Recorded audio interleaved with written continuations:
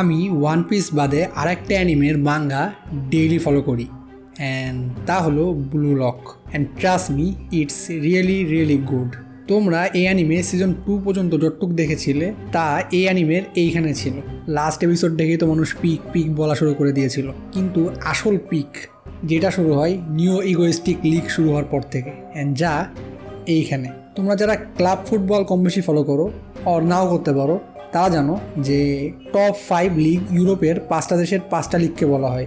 Spanish league, ফ্রান্সের league, German league, Italian league and premier league, ইংল্যান্ডের league. সবগুলোর নাম আমার মনে নাই, বাট এই 5টা লিগকেই ফুল ওয়ার্ল্ডের টপ 5 ফুটবল লিগ বলা হয়। নিউ ইগোস্টিক লিগের মধ্যে আমাদের বুলকের ফুটবলাররা, যারা জাপানের এগেইনস্টে খেলেছিল, তারা এই 5টা টপ 5 লিগের টপ 5 টিমের হয়ে খেলবে, অ্যান্ড যেটাকেই বলা হবে নিউ ইগোস্টিক লিগ। অ্যান্ড একটা প্লেয়ারকে নিয়ে তোমরা একটু সারপ্রাইজ খাবা। অ্যান্ড আরেকটা জিনিস যেটা বুলকে একটু কম হয়, সেটা হচ্ছে এই নিউ ইগোস্টিক লিগ শুরু হওয়ার পর অ্যাকচুয়াল রিয়েল লাইফ ফুটবল দেখাবে। 2-3টা প্লেয়ারের সাথে ফুটবল খেলা হবে না, ফুল টিমের সাথে অ্যাকচুয়ালি খেলা হবে। And it's truly insane.